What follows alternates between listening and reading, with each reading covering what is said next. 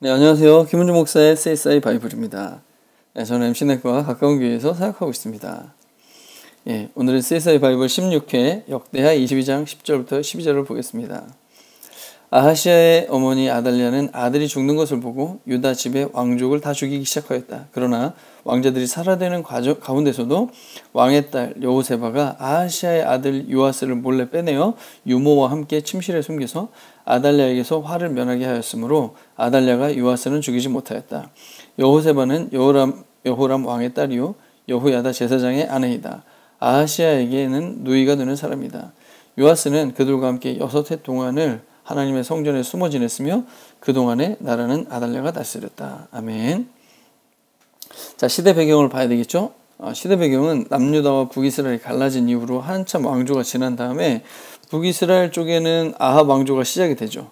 그리고 남유다 쪽에서는 여호사밧 왕이 이제 왕위를 이었습니다. 거의 BC 875년, 874년 거의 비슷한 해에 왕이 올랐다고 볼 수 있고 그 아들들 세대가 쭉 흘러가는 중에 오늘 본문은 아하시아와 아달랴 때의 이야기를 하고 있는 겁니다. 아하시아와 아달랴. 예, 이름만 봐서는 뭐 그냥 다 여러 이름들 왕들 중에 하나인 것 같지만 오늘 본문을 보면 이 아달랴는 여왕이었습니다. 이스라엘 유다 역사 속에 여왕이 존재한 기간이 딱 한 번 있었는데 바로 이때입니다. 아주 특이하죠. 자, 한번 상황을 볼까요? 아하시아의 어머니 아달랴. 뭐죠? 아하시아의 어머니 아달랴입니다. 아들이 죽는 것을 보고 유다 왕족을 다 죽이기 시작합니다. 그 가운데서 왕의 딸 여호람 왕의 딸이 여호세바인데 아하시아의 아들 요아스를 몰래 빼내어서 유모와 함께 숨겨둡니다. 그리고 나서 요아스는 6해 동안 하나님의 성전에서 숨어 지냈고 그 사이에 아달랴가 나사를 다스렸다 이런 얘기가 오늘 본문에 나오는 이야기입니다. 요걸 조금 이해하기 어려운 부분들이 있는데 요걸 조금 보면은 한번 그림을 이렇게 그려봤습니다. 여호람과 아달랴 사이에 아하시아가 있고 여호람은 여호사밧의 아들이고 그 다음에 여호람에게는 여러 아우들이 이렇게 있었고요. 그 다음에 여호람에게는 또 아내들에게서 태어난 형들, 아하시아의 형들이겠죠. 여호세바 요렇게가 이제 남매 지간들이 되겠죠. 그리고서는 왕자들 이렇게 있고 아하시아에게는 요아스가 있는 것이죠. 자, 근데 오늘 본문에 어떤 상황이 벌어지냐면 이 아하시아가 죽습니다. 그러자 이 아달랴라는 사람이 뭘 하냐면 왕자들을 다 죽입니다. 그리고 심지어는 요아스도 죽이려고 그랬어요. 그리고 나서 통치권을 확보해갖고 자기가 왕이 되려고 합니다. 왕이 실제로 됐죠. 자, 근데 신기한 건 뭐냐면 이 아달랴의 아들, 친아들 아하시아, 그 다음에 아하시아의 아들 요아스, 그때 당시 겨우 1살 요랬는데 진짜 이해하기 어려운 건 아무리 정권 욕심이 크더라도요 겨우 1살짜리 친손자까지 죽여가면서 그걸 차지해야 될까 싶은 거죠. 1살은 너무 어리지 않습니까? 살려놓고 자기가 왕 노릇해도 얼마든지 할 수 있는데 어떻게 이렇게까지 할 수 있을까라고 생각을 해볼 수가 있겠죠. 이런 부분 되게 이상한 부분입니다. 그래서 이거 어떻게 봐야 될까 하는 궁금증으로 이제 풀어가 보려고 합니다. 근데 이 사건이 할 당시 그때는 어떤 상황이었는지 먼저 더 봐야 됩니다. 여호람 왕 때 이야기인데 여호람에게는요 아우들이 있었습니다. 이 여호람의 아우들에게는 그 아버지가 은금을 나눠주고 그 다음에 요새화된 유다의 성읍들을 후하게 선물로 주었어요. 그리고 여호람은 맏아들이었기 때문에 왕의 자리를 주었어요. 이 여호사밧 왕이 굉장히 합리적으로 해준 거죠. 그죠? 첫째는 왕으로 세우고 나머지는 은금을 나눠주고 성들을 나눠줘서 좀 잘 살게 해줬습니다. 근데 여호람은 아버지의 뒤를 이어 왕위에 올라서 세력을 굳혔다는 거예요. 세력이 어느 정도 안정을 갖추자 자기 아우들을 모두 죽였다는 거예요. 참 안타깝죠? 자, 여호람에게 아우들이 있었는데 뭐예요? 아우들을 제거했다는 거예요. 어느 정도 세력을 굳힌 다음에 경쟁자를 제거한 거죠. 이게 무슨 대하 드라마에서 보는 그런 상황들이 벌어지고 있는 중이에요. 자, 그러자 여호람에게 징계가 옵니다. 하나님으로부터. 이제 나 주가 내 백성과 내 자식들과 내 아내들과 내 모든 재산에 큰 재앙을 내리겠다. 너는 창자에 중병이 들어서 죽을 것이고 그 다음에 이 블레셋 사람과 에티오피아의 인접하에 사는 아라비아 사람들의 마음을 부추겨서 여호람을 공격하게 하십니다. 징계로서. 그 징계가 뭐였냐면 여호람의 아들들과 아내들까지 다 잡아가고 막내 아들 아하시아 외에는 아무도 남겨놓지 않은 거예요. 이게 아까 그 그림이거든요. 지금 여호람에게 징계가 내려옵니다. 어떤 징계? 이 아내들과 이 아들들, 여호람의 아들들이 아하시아 형들이죠. 다 잡혀가고 끝을 내는 거죠. 자, 그러면 요런 상황이었어요. 누가 남아있는 중이에요. 지금 아우들 먼저 죽였죠. 아내들과 아들들 다 죽었죠. 지금 아하시아 살아남았고 왕자들 이렇게 살아남은 중에 아달랴가 아하시아 죽자 요렇게 다 죽이려고 한 거예요. 그럼 누가 남는 거예요? 결국 아무도 안 남는 거예요. 아하시아가 죽은 다음에 왕자들을 죽인 것은요, 다윗의 계보를 끊는 행위였어요. 엄청 무섭죠? 그렇다는 건 무슨 의미일까요? 다윗의 자손으로 오실 메시아의 출현이 어떻게 되는 거예요? 불가능해지는 거죠. 이 엄청난 위기를, 하나님의 구원의 역사에 엄청난 위기를 초래하는 사건이었다는 사실이에요. 여호람은 아우들 제거했죠. 아달랴는 조카들 제거했죠. 어떻게 부부가 이렇게 똑같이 못된 짓을 할 수 있을까? 이 두 사건이 근데 개별적인 사건인가? 이런 거에 대해서 의문을 가진 거예요. 그래서 여호람이라는 사람의 타임라인을 한번 만들어 봤어요. 자, 보면 여호람은 일단 뒤에서부터 보면 40세에 죽습니다. 8년간 통치를 마치고 40세에 죽어요. 그때 아하시아가 22살로 즉위를 해요. 그랬다는 건 뭐냐면 18살에 아하시아를 낳았다는 거고, 그리고 아달랴와는 그 이전에 훨씬 이전에 결혼을 했다는 거죠. 그러니까 10대에 결혼을 한 거랑 마찬가지겠죠. 그리고 왕은 32살이 됩니다. 8년 동안 통치하니까.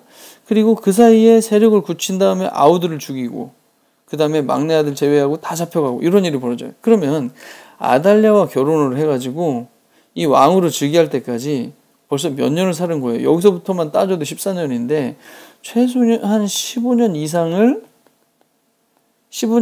이 두 부부가 살고 있었고, 그 살고 있는 와중에 이 동생들을 죽이는 사건도 벌어진 거죠. 그러니까 이것은 동생들을 죽이는 거는 여호람 자체의 어떤 잘못이 아니라 이 부부의 잘못인 거죠. 그래서 이 조카들 살해뿐 아니라 여호람의 아우들 살해에도 아달랴의 영향이 있었을 것으로 짐작할 수가 있는 거죠. 자, 그래서 이 무서운 일이 벌어지는 것입니다. 그래서 아달랴는 왜 이렇게 집요하게 왕족들을 죽이고 있는 걸까요? 아달랴는 도대체 누구일까요? 자, 아까 이게 남유다 쪽의 계보인데요. 아달랴에게는요, 이 오빠들이 있었습니다. 남매들이죠. 요 사이는 남매들이에요. 아하시아, 요람. 근데 요 이름들요, 어디서 많이 들어보지 않았습니까? 비슷한 이름들도 있고요. 예? 어디죠? 아까 처음 보여드렸을 때, 배경에서 보여드렸을 때, 이 아합과 이세벨에게서 태어난 아이들이에요. 이 사람들이 다. 이 아합의 아들이 왕위를 하다가 죽고 바로 이어서 동생이 왕이 됐던 이런 거고, 요람 왕은 누구에게 죽임을 당하냐면 예후라는 이제 새로운 왕조가 나와서 예후가 요람도 죽이고 아하시아도 죽이고 이렇게 되거든요. 그러니까 지금 요 아합과 이세벨의 딸이 아달랴고, 그 딸과 여호람 사이에 결혼을 해서 이런 식으로 계보가 이어진 거예요. 그러니까 여호람 왕이 이렇게 돼 있죠. 아합의 딸을 아내로 맞아들였기 때문에 아합 가문이 한 대로 곧 이스라엘 왕들이 간 길을 갔다. 이 남유다의 왕인데도 불구하고 북이스라엘의 딸을 아내로 맞이하면서 북이스라엘의 그런 잘못된 것들을 다 했다는 거예요.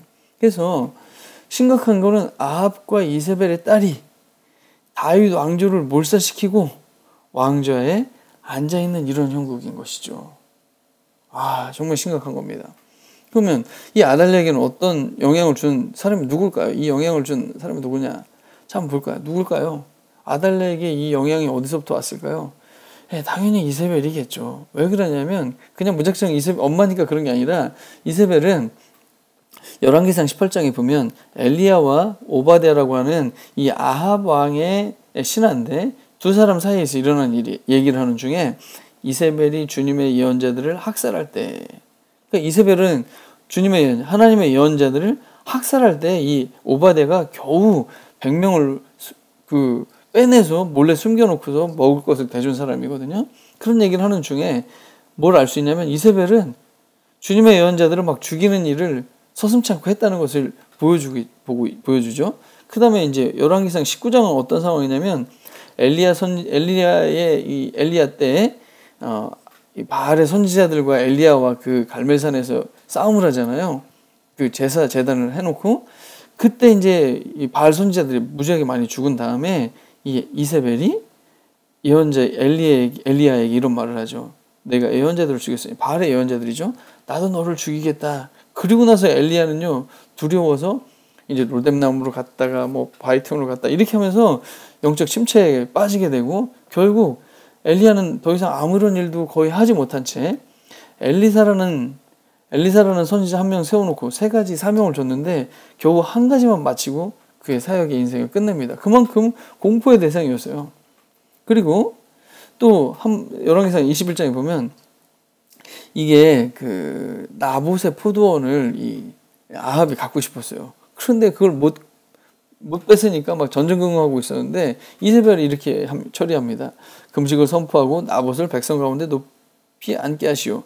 그리고 건달 2사람을 그와 마주 앉게 하고 나봇이 하나님과 임금님을 저주하였다고 증언하게 한 뒤에 그를 끌고 가서 돌로 쳐서 죽이시오. 그래서 결국 이렇게 해서 죽였습니다. 그리고 그 나봇의 포도원을 뺏어가죠.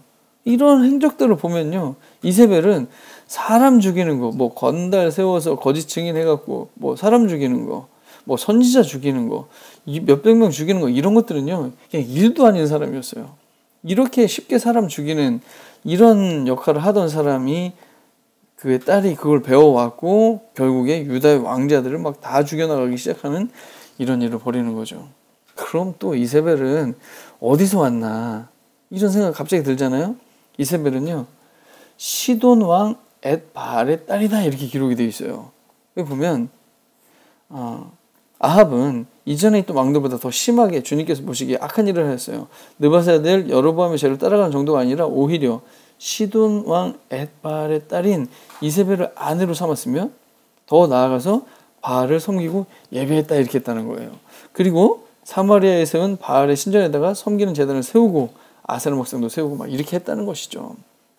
그래서 1살짜리 손자를 죽여서라도요 다윗의 계보를 통한 하나님의 구원의 역사를 막아서는 이런 악의 힘이 존재했다는 거죠.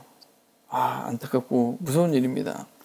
그래서 근데 그럼에도 불구하고 이런 구속사의 위기 시대에 명맥을 이어가는 존재가 있다는 사실이 우리에게 위로와 희망을 줍니다. 누굴까요? 다윗과 언약을 맺으신 하나님이 계시다는 거예요. 역대에 보면 그러나 주님께서는 다윗 왕가를 멸망시키려고 하지 않으셨다. 일찍이 주님께서 그의 종 다윗과 언약을 맺으시고 다윗과 그 자손에게서 왕조의 등불이 영원히 꺼지지 않게 하시겠다고 약속하셨기 때문이다. 사실은 이런 어마어마한 약속 때문에 사실은 그 요아스 어린아이 1명 살아남은 것 같아요. 아주 기적적으로. 그래서 왕조와 언약을 지키시는 하나님이 이 왕족들을 죽이면서 구속사를 막는 힘을 능가하고 그래서 이 요아스를 살려내고 계보를 계속해서 이어갔다는 사실이죠. 그리고 다루지 않았던 한 사람이 있습니다. 이 계보에서. 누굴까요? 바로 이 여호세바라고 하는 여호람 왕의 딸이고 아하시아의 누이고 요아스에게서는 고모인 사람이죠. 어떻게 됩니까? 아까도 다 얘기했지만 몰래 빼내어서 살려놓습니다. 이 여호세바는요 여호야다 제사장의 아내예요. 그래서 성전에다가 제사장의 아내이기 때문에 성전에다가 숨어 지낼 수 있었어요. 이 아이를 숨겨서 7년 동안 6년 동안. 그리고 목숨 걸고 요아스를 살리고요. 6년을 성전에서 숨어 살면서 명맥을 이었고요. 7살이 되었을 때 왕위에 오르게 도와줍니다.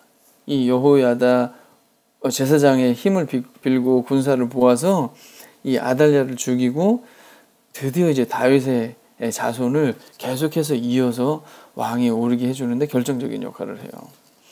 자, 이런 상황들을 보면서 지금 우리가 살고 있는 2018년은 하나님의 구원의 역사에 또 다른 위기가 아닌가, 위기는 없는가 이런 거 생각을 해볼 필요도 있겠죠. 지금은 종교의 자유가 주어진 사회에 살고 있습니다. 외부적으로 핍박이 있고 뭐 고난이 있고 이런 건 다 사라졌죠. 근데 위기는 다 어디서 오는 거죠? 기독교 내부의 타락 아니겠습니까? 스스로 아달 역할을 하고 있는 중이에요. 진짜 이런 실제적인 이야기들, 지금 일어나고 있는 현상들, 뉴스들, 뭐 이런 것들을 보면 안타까운 상황들이 너무 많이 벌어집니다.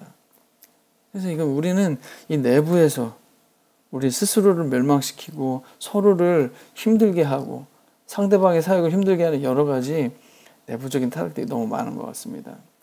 세상에 기독교인이라는 또는 목사라는 것을 말하는 것이 부끄러운 시대에 우리는 어떻게 구속사의 명맥을 이어갈 것인가?